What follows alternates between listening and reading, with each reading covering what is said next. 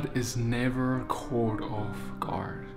He's always one step ahead of the enemy. And when our situations look so dire that it seems that there's no way out of this place, nowhere to go, no left or right, the enemy's got us surrounded, it's like we're doomed, that's when God gets the most glory. And oftentimes He sets things up for that to happen. And it seems like when nothing's going to happen, it seems like we stand no chance. And in that moment when we think that there is no way out and that it is over, that's the moment when the sea splits. That's the moment when the pillar of fire erupts from the ground. That's the moment when our enemies are crushed below our feet without us even lifting a finger. That's the moment He gets the glory. You see, God comes often to do things like this in our life. And when we stand in the beginning of this and we see the mountain ahead of us, it makes no sense. It seems like God has forsaken us. It seems like He has forgotten about His promises, while in reality, He has only lifted His promises as high as that mountain. Because we see that when He exalts us above to that and lets us climb that mountain and shows us that He's the one who carries us, and when we get up there and we see the promise of God, He gets the glory because you were never able to do it alone. And see, this is not only for you, it's for the world to see. It's for Egypt to see. Because see, when Israel they were exiting Egypt, they were leaving Egypt, God just brought these plagues on Egypt, and Pharaoh said, okay, you just get out of there, because he just lost his firstborn. And they're coming to the ocean, and God tells Israel to stay there. God is the one who led Israel to that very place. But soon they hear the sound of horses. Soon they start hearing the wheels of chariots. And Pharaoh comes with 600 of his choice chariots, the officers of his army, the best of the best in the day in military equipment. And Israel sees them coming. Israel is there, the men with their wives, their little children, their babies, all their possessions, the gold that just took out of Egypt, their whole lives. And in this moment, if things go wrong, Israel is about to be extinguished as a nation. They will cease to exist if Pharaoh has his way with his choice chariots. And see, in that moment, Israel does what we may deem as natural. They throw up their hands and say, God, did you bring us out of Egypt just to make a burial place for us in this desert? And then God comes and He shows them something. You see, as Israel is standing before this ocean, they are about to enter their baptism. You see, the water that they went through is a type of baptism, just as they left Egypt. You see, they're leaving Egypt, they're about to go into their wilderness season. But before they go to that wilderness, on the other side of this ocean, they need to go through the water first. They need to go through baptism first. They first need to be immersed with Moses, if you will. And then through that, now they will enter the wilderness. Just like Yeshua, Jesus, He was immersed, He was baptized by John. And then what happened thereafter? Right thereafter, He went into the wilderness, where Satan came to tempt and test Him as to whether his heart is still inclined towards God in that wilderness season. And the same happens to Israel. You see, and as Israel is standing before this water, doubt hits their hearts. And they're unsure. They're not sure, should we really go through this water? And it's a picture of how we, as we are faced with the option to go through baptism, as we're faced with the option to now truly trust in God, die to ourselves and let everything go so that God can have His way, that's when oftentimes we have doubts. And see, Israel really had a choice to either live or die. And see, God offered that choice, and God wanted them to choose a death. You see, to live was to go look back at Egypt and go back to the world. But to die and to be raised with Yeshua means that they need to say, Father, I'm coming to you. And Lord, we trust in you. We have no idea how this is going to work, but we know that you have a promise, and we know that you can save us through this promise. Like today, we come and say, Father, we know you have this promise, and we know you can save us through this promise of salvation through Yeshua. But so God shows up, and he splits the sea. And the Israelites start running towards it, and we see the Egyptians chase them right through there. As the ground opened up, they were walking on dry ground in the midst of the ocean. And as they walked through, and Israel reaches at the end, Moses signals, and the water creeps up on the Egyptians. And the choice chariots, the 600 choice chariots of Pharaoh, drowns in the ocean.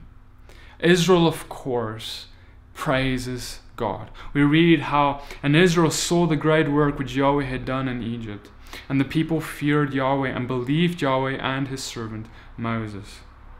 You see, as I said, when there is no way out, when it seems like everything is going to go wrong, and there's no other choice, but it has to be God comes through in this moment or we die. And if God comes through, that's when he gets the glory. That's when we build faith and trust and character.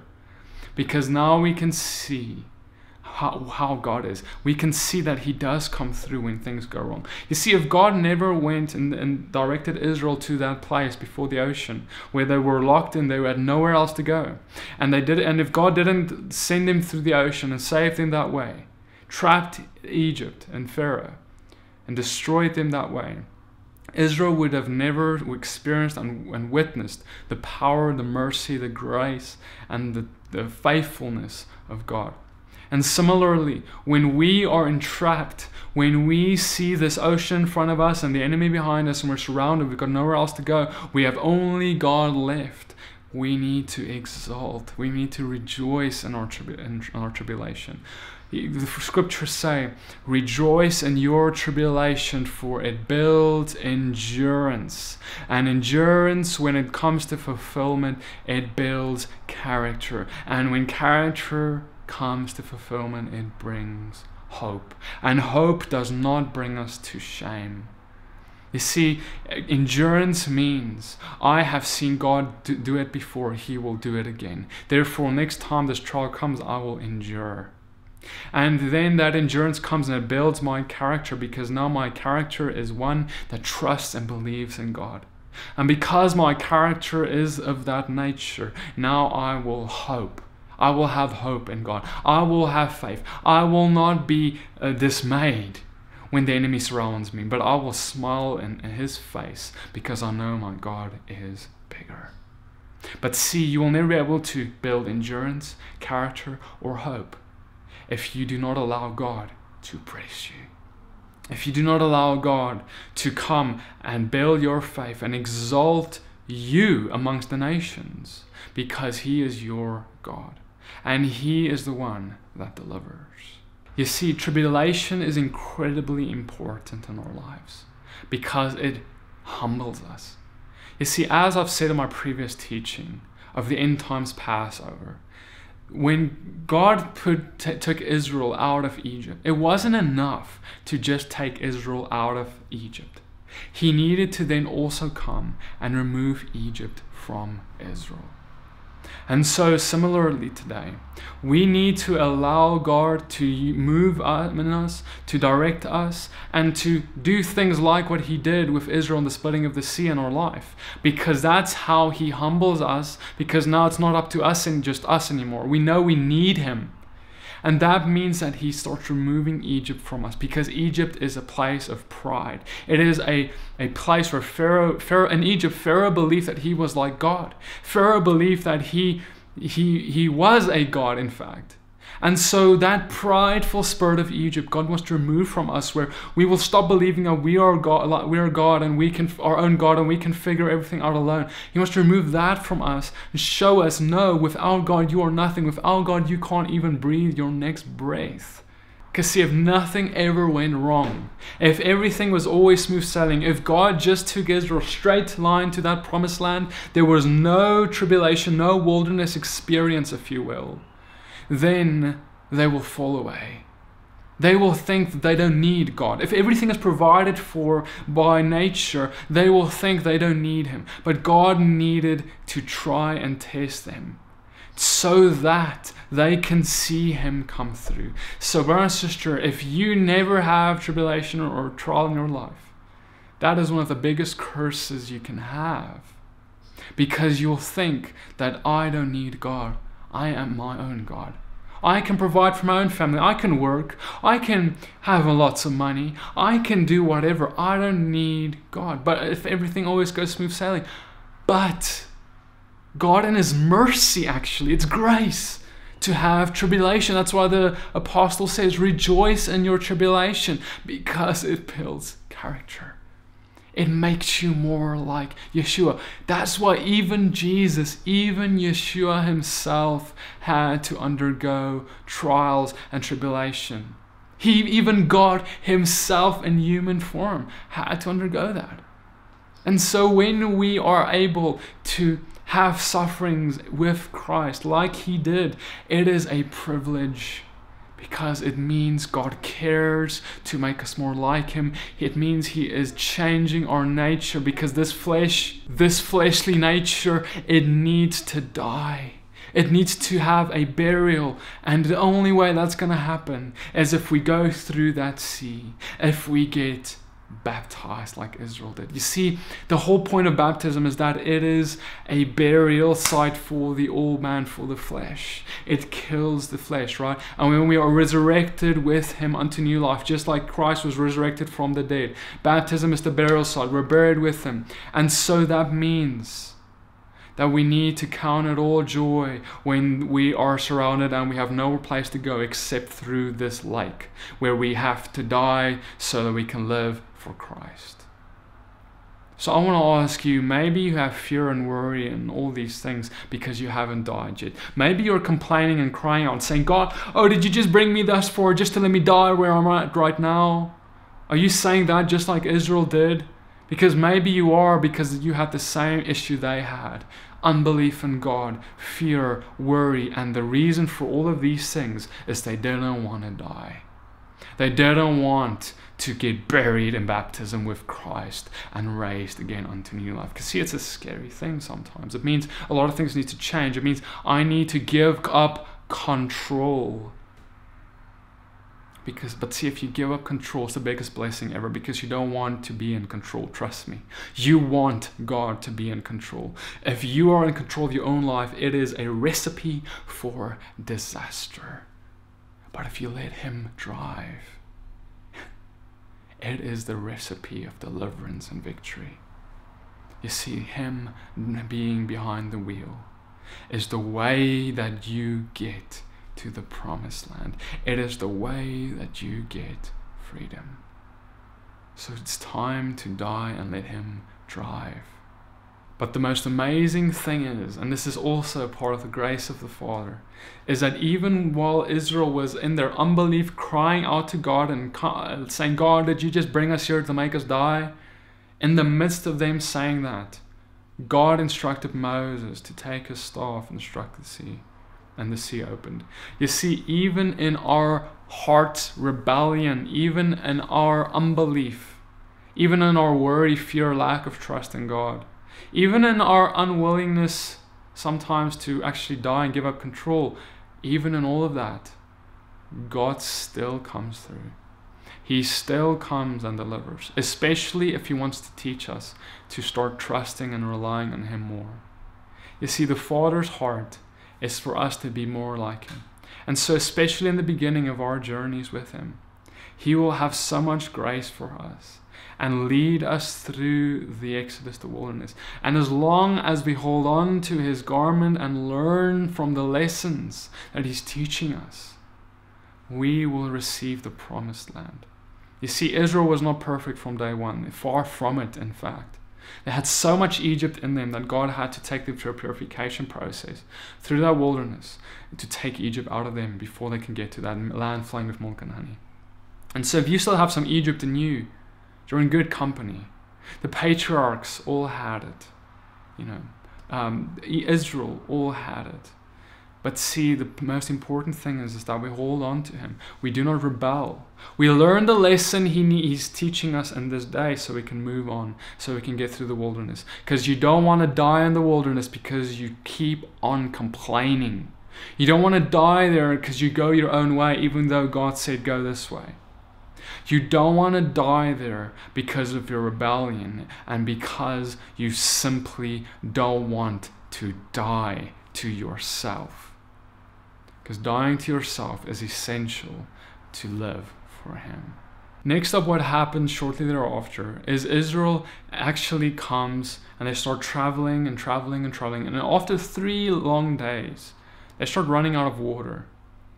And they actually start complaining. They say, God, and they say the same thing they just said 3 days ago. And they say, God, did you bring us thus far just to make us die here? Why, God, what are you doing? And they're confused again and they complain again. And God tells them the following. He says, Exodus 15 verse 25. And Moses cried out to Yahweh, and Yahweh showed him a tree. And when he threw it into the waters were made sweet. There he made a law and a right ruling for them. And there he tried them. And he said, if you diligently obey the voice of Yahweh your God, and do what is right in his eyes, and shall listen to his commands, and shall guard all his laws, I shall bring on you none of the diseases I brought on the Egyptians, for I am Yahweh who heals you. You see, God again is now teaching them something new. As they didn't have water, but they came to these waters, but it was bitter. And God told Moses to take a branch, throw it into the water, and the water became sweet. This was all a picture of the hearts of Israel. Israel's hearts were bitter. They kept looking back at Egypt. They kept looking at, but when we were there, yes, we were slaves, but we had water. Yes, we were slaves, but we had food. Yes, we were slaves, but we had it much better than this, God. I don't know if this is worth it. It's kind of their thinking. And oftentimes that's what we're doing too. We look back at our old life, oftentimes just before, the time before we got baptized, that part, and we say, oh God, it was so fun having all my sin. It was so fun having the leaven of Egypt. It was so fun because I had all these nice things. And God, now after I start following you, what's going on? Because now since I started following you, God, now everything is going wrong. Now suddenly life is getting hard. It was actually easier to live before I met you. You see, that's exactly what Israel is saying here. And God is showing them, your hearts are bitter, but I want to make them sweet. Just like God takes this water and he turned it from bitterness to sweetness, he wants to do that for their hearts. You see, because the water represents Yeshua, the sweet water. Yeshua, Jesus said, I am the living water. Whoever drinks of me will never go thirsty again. And God is communicating that, and he's saying, drink of this water, this sweet water, and let your bitter hearts be turned sweet. And God really in this was trying to address a certain mindset in Israel, a bitter mindset. Many today have the same mindset, where they are negative and bitter about everything. You see, if you are bitter and negative about every situation that doesn't go according to your plan, you are not walking in the love of God. And you will be like Israel, and you will complain to God, and you will complain about your life and everything. But see, one of the first things God wants to teach Israel is that they need to stop complaining. As they came right before the splitting of the sea, they complained. As they started running out of water, they complained. And as you will soon see, as they started running out of food, they complained. Lord, where will we get food? Lord, we need something to eat. At every single stop of worry, they complain. And instead of simply lifting up their prayers to Father, saying, Lord, we don't have water. Father, you've been gracious to us. You've been merciful to us thus far. Father, show us how we can get water. You see, there's a difference. They weren't praying that. They were saying, oh God, you brought us here again just to make us die again. They questioned God every step along the way because they didn't trust him. And God is just trying to show them, my children, you can trust me. I just split the sea for you. I just killed your adversaries. And then later God is going to start bringing water out of rocks. And we see God turning, like we just read, the bitter water into sweetness. We see God doing all these mighty miracles. But over and over and over, no matter how many miracles they see, they don't change. Because see, it's a choice. It's not, a miracle isn't going to be the thing that convinces you. It is going to be you that needs to go and say, I choose today. I choose. Against everything around my life that looks like I should choose otherwise. The world tells me I should choose otherwise, but I choose you, Yeshua. Yeshua, I refuse to live in doubt and unbelief and all these things. I choose you. And then we read further in Exodus 16, as I mentioned, about how they complain about the food. We read the following. Exodus 16 verse 3. And the children of Israel said to them, if only we had died by the hand of Yahweh in the land of Egypt, when we sat by the pots of meat and when we ate bread to satisfaction. For you have brought us out into this wilderness to put all this assembly to death of hunger. And so as I mentioned, Israel come and they complain yet again. And what God does next is he starts raining the manna from heaven. And he tells Moses that these people should gather this manna for 6 days and not gather on the 7th. Exodus 16 verse 26. Gather it 6 days, but on the 7th day, which is a Sabbath, there is none. And it came to be that some of the people went out on the 7th day to gather, but they found none. And Yahweh said to Moses, how long shall you refuse to guard my commands and my Torah? And so now in this instruction of the manna coming from heaven, God starts teaching them and reminding them about his Sabbath. He teaches them to gather manna for 6 days, but on the 7th day he says, this is a Sabbath day, you will gather nothing because there will be nothing to gather for you. But the people were disobedient and they disobeyed, they went out anyway, they tried to gather but they found nothing. And God said, you wicked generation, how long until you start guarding my commands? You see, brothers and sisters, today it is the same. Oftentimes we go out on the 7th day, on the Sabbath day that God has set apart, and we try and work something out to gather our bread. In other words, we try and work. Whatever your line of work is, you try and work so that you can put food on the table. That is your idea. But God says, and the lesson, the principle is, if you do not obey this commandment that I have given you, part of my 10 commandments, in the top 5, by the way, if you don't keep it, your labor will be fruitless. On that 7th day, you can go out, you can gather as much as you want, but you will find nothing that is fruitful. You can go out and you can labor, toil and work as much as you want on the Sabbath day, the 7th day that God has set apart, but it will be unfruitful.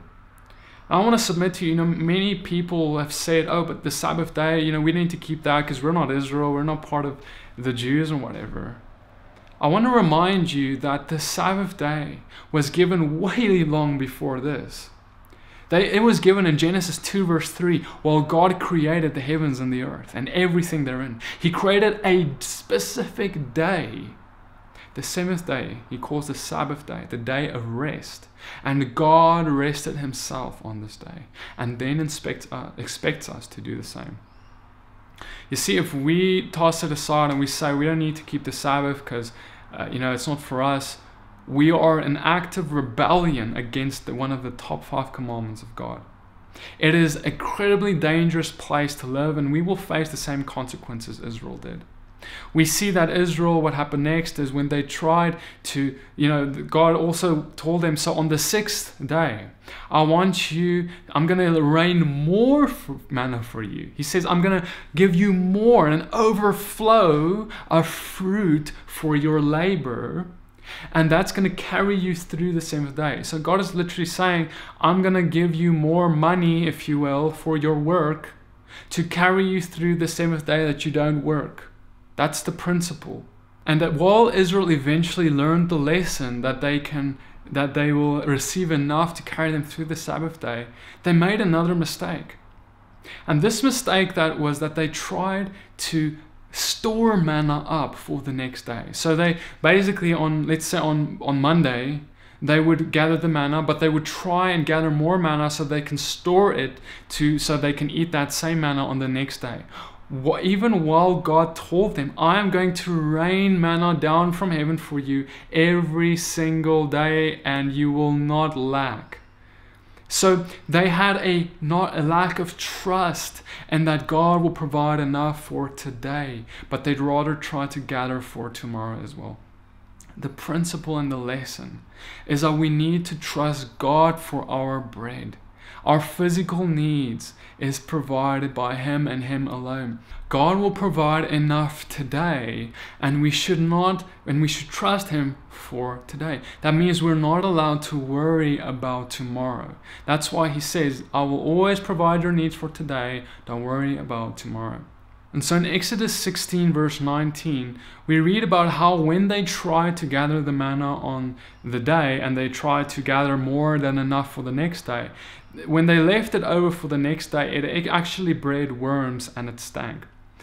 This is a picture of how they are to eat the manna that they gather in this day in haste, and to eat that and not store up for tomorrow. Just like with Passover, we see just a few chapters earlier as they were leaving Egypt, when God told them to take the Passover lamb and eat it, God told them to eat it in haste. Right? And not leave of it until the next day, just like this manna. And this is all a picture of Yeshua. Yeshua was not kept on the cross overnight for the next day, but rather was taken off the cross on that same day before the Sabbath started. And so, similarly, it's a picture of how we should eat of the lamb, of the Passover lamb, the perfect lamb, which is Yeshua. We should consume Him all today. And remember, He also says, I am the bread of life. I am the manna. Consume me today. Do not leave me for tomorrow. Don't be like, oh, Yeshua, I'll have a little bit of you today, but I don't want all of you yet. I don't want to give up everything yet for you. You see, that's really what it comes down to. So we need to consume all of Him today. Be satisfied and filled with Him. And don't leave of Him of tomorrow and say, I will deal with this part of my life and this part of my life and this part of my life tomorrow. Because see, eating all of Him means you start walking like Him. It means that you die to yourself. It means that you follow Him. That's as Yeshua was walking through the streets of Jerusalem and all the towns he were in, He told people, come and follow me. Follow me, be my disciple. And He didn't give them a second chance. If they doubted, if they were unsure, like the rich man said, okay, but I still have, what should I do to follow you? And Yeshua said, sell everything you have and then come and follow me. But he was distraught in his heart. He turned away and he didn't.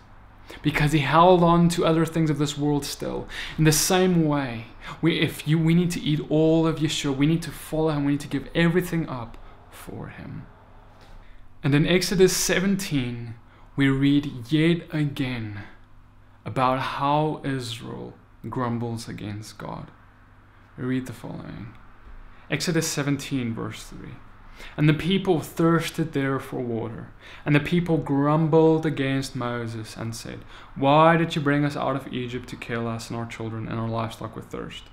See, I am standing before you there on the rock of Horeb, and you shall strike the rock, and water shall come out of it, and the people shall drink. And Moses did so before the eyes of the elders of Israel.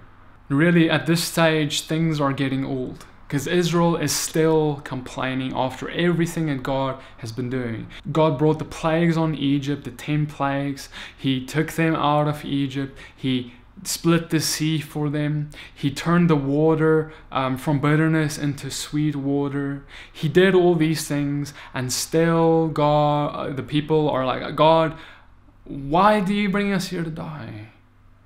You see, they're not learning their lesson. And similarly, like I mentioned, this is not about God not showing them that He cares for them. This is a bigger problem of hard hearts. You see, and similarly today, many people have an unbelief in God, or they reject God and the sacrifice of Jesus because of a hardness of heart. Not because God has been lacking to show us that He is involved in our lives. And so we need to make sure that we ask for to open our eyes so we can see His hand, His caring, His grace in our life, for us to not overlook it. But see, now something really interesting happens, because now God tells Moses something different. He says, Moses, I want you to go to this rock, and I want you to take your staff and strike this rock with it, and so the water can come from it. It's kind of peculiar. Why would God, what is the significance of the rock? Well, the rock actually represents Yeshua. And striking the rock is what we would later do to Him. 1 Corinthians 10 verse 1. For I do not wish you to be ignorant, brothers, that all our fathers were under the cloud, and all passed through the sea. And all were immersed into Moses, into the cloud and in the sea. And all ate the same spiritual food, and all drank the same spiritual drink. For they drank of that spiritual rock that followed, and that rock was Messiah. You see, Yeshua is the rock that was stricken on the cross. When He was on the cross, he was struck. There was blood and water that came pouring out of Him. Similarly, this prophetic action of Moses striking the rock is a picture of how Israel, how the world basically was striking the rock to get water from it. We struck Yeshua, we struck Jesus, we put Him on the cross. He died for us willingly as a sacrifice to bring the living water to us. But see, while Israel all went through these things together, they were immersed or baptized, if you will, in the splitting of the sea. They ate the same spiritual food. They ate the same spiritual drink. That picture of how they drank from that rock, the spiritual drink, it represents how we drink from Yeshua, from Jesus, and are filled. While they partook in Him, they even put the blood of the perfect lamb on their doorpost so the death angel can pass over them. A picture of how God spilled His blood for us so that the death can pass over us. But so while Israel in the wilderness went through all these things together, all of them, when later on through the wilderness experience, many of them still fell into idolatry. For example, they took the golden calf and they made a feast unto Yahweh using these pagan practices. You know, they made all mistakes, and many of them fell away. Many of them actually died, and many of them fell under the wrath and judgment of God for that rebellion. It is a picture of how we are not once saved, always saved. Even though we can have the blood on our doorpost at first, and we can see the death angel pass over us, even though we can see God splitting a sea for us, we can see the wonders He does for us, we can drink from the rock, we can drink from Yeshua, but at some point we can still fall away in our sin. We can still go and say, oh, I want to rather build a golden calf. Or I don't trust God anymore. I'm going to go my own way. You guys, you can go that way, you believers, but I'm tired of this. I'm going another way. I'm going back to Egypt. I'm sick of the manna from heaven. I want my steaks back in Egypt. Whatever it is, the fact of the matter is we can still fall away if we come and we reject God with a rebellious heart. If we go and actively go against Him and say, Lord, we don't want this anymore. Because see, this complaining of Israel over and over and over again, at this point God has mercy on them because God is teaching them and showing them that they can trust Him. But at some point, patience starts running out, because by then, at a later stage, they need to start realizing, yes, God can actually care for them. Yes, God can bring enough manna for today. Yes, God can bring enough water from the rock for today. Yes, God can split the sea for us today. Yes, God can do whatever trial and challenge there is. There comes a time in our lives when we need to say, yes, God can, and nothing will stop him from that. And so I proclaim over your life that yes, God can. And if you only but give him your heart and you say, Father, yes, I feel inside that I don't believe, I feel that I don't trust, I feel that I have fear. You see, to feel these things, it is all right. But what is important is what we do with that. Are we going to go, despite our feelings, despite our worries, despite our fears, are we going to go and say, yes, Father, I feel these things. But Father, you know what? I am going to take an action, a step of faith, and I'm going to trust you this time. Because God, you can. You see, it is all about us going, and instead, it's simply this. You know, you can have two people, both have unbelief, both have trust issues. The one will go and say, God, why have you brought me here to let me die? And the other will say, God, I don't know why I'm here. I don't know where I'm going. I don't know where I am. Oh, but God, I know you are good, and I know that you can take care of me, and I know that you can do this. So I don't know what you're up to, God. I don't know how this is going to work out. I don't know what is going to happen or how you'll save me, because my enemies is all around, and everywhere I look is just my enemies. God, what will I do? What can I do? And God says, you will do nothing. I will fight for you. But see, the one who only complains and complains and complains and complains unto eternity will be the one that ultimately dies in the wilderness. Because complaining is a heart of rebellion. It is a heart of pride, a heart that comes and says, God, I don't trust you. And so God simply is, in this message, I just want to ask you one thing today, and that is to trust the Father, believe in him, and let an action follow that profession of belief in him. Put the blood on your doorpost. When you come to that sea, you see the enemies behind you, you start running into that sea, even though you don't see a wave move yet. Because your belief needs to be proven by action. You need to come and say, Father, I see the sea. I don't know what I'm going to do, but there's only one way to go, and I'm going to trust you. And you're going to start running, and the sea will open. You see, that's what Moses was. Moses was the role model in the story, if you will. Because even though the people were complaining, he simply came to God, and the opposite. He did the opposite. He came to God and he said, God, we have this problem, Lord. And he lifted up his worry and he said, Father, what shall we do? And God came, and to Moses, God granted the power to overcome. And through Moses' belief, Israel was saved. You see, so in the same way, will you be like Moses? Will you be like the one who is like the role model, if you will? The one who others will see?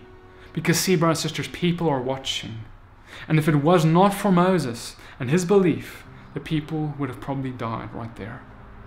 They would have probably died in their unbelief. But if we go and we understand, well, there's all these eyes on us, all these people around us. We are supposed to be a leader and an example to these people. God, and we cry out to God, we say, Lord, have mercy, God, have mercy on these people. We intercede for them. That's when people's eyes open. That's how their hearts are softened.